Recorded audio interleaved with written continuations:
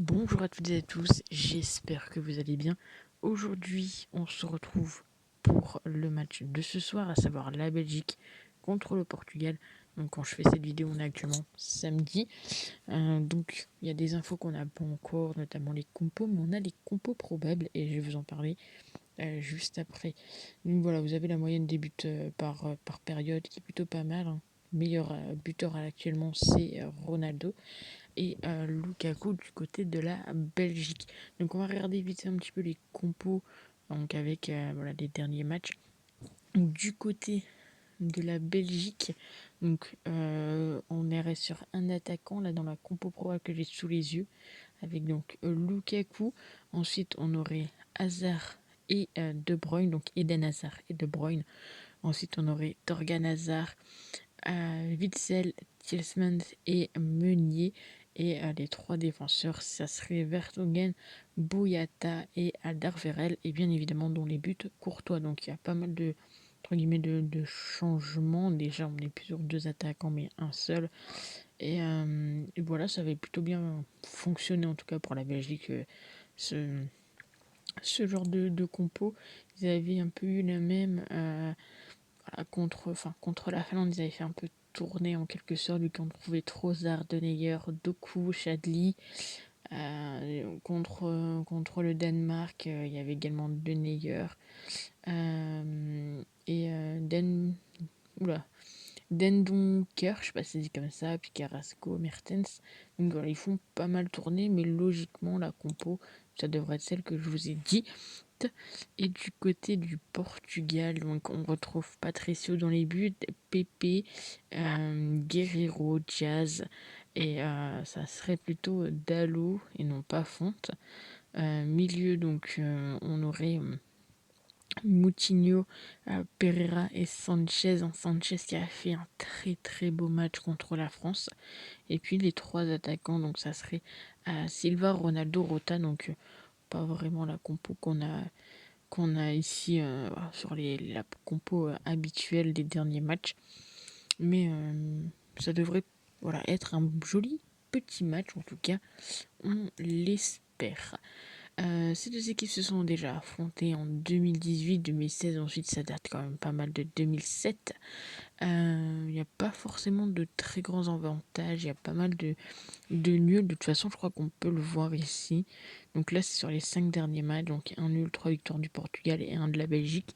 Alors les Belges sont un petit peu déçus, entre guillemets, de jouer déjà le Portugal. Ils auraient peut-être préféré voilà, jouer en quart, mais c'est le jeu, hein. Ça va être comme le match Angleterre-Allemagne. Donc on est parti sur les pronostics. Alors je ne m'étais pas vraiment positionné lors de la vidéo sur les pronostics du huitième. Donc je vais partir sur un match nul. Voilà, côté à 3,30. Je vois bien quand même les Belges se qualifier, côté 1,78. Voilà, les Portugais, bon, ils n'ont pas eu de chance, entre guillemets, ils faisaient partie du groupe hein, face à la France, l'Allemagne et la Hongrie, mais voilà, je pense qu'ils sont un petit peu plus près, mais je pense que la Belgique, voilà, sont quand même l'un des favoris.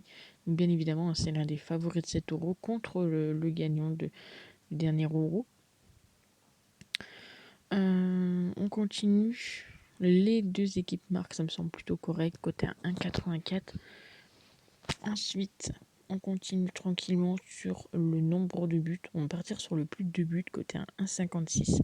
En espérant de voir un joli match entre ces deux équipes. On continue en petit fun, bien évidemment, dans ce genre de match, au moins des deux équipes marquent sur penalty, côté à 3,60. On l'a vu contre la France, c'est plutôt bien passé. 3 penalty en 4 buts.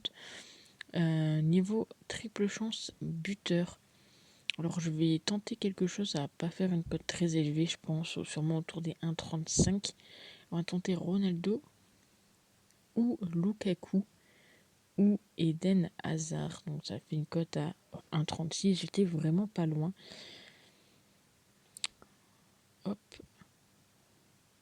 on continue. Donc ici des fois il y a des petits pronostics à tenter. Personnellement là je vais pas m'y intéresser plus que ça. Au moins une des deux équipes marque de la tête, ça peut être intéressant. Alors je vous le mets, mais comme d'habitude, hein, prenez vraiment uniquement les pronostics qui vous semblent intéressants.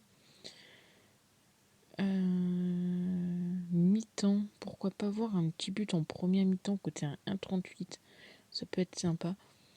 Donc on va le prendre. On va également tenter quelque chose que je fais souvent dans ce genre de match. Et voilà, c'est du fun. C'est voilà, la Belgique marque plus de 1,5 buts côté à 2,25. Encore une fois, c'est du fun, mais ça peut être intéressant à tenter. On continue.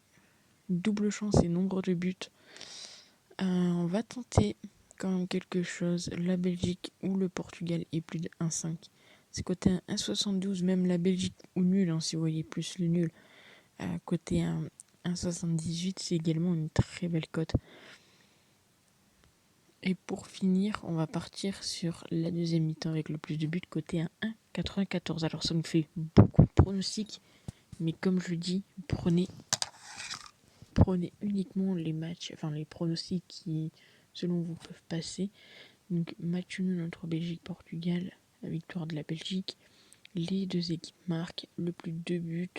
Au moins une des deux équipes marque sur penalty. Ronaldo, Lukaku au hasard.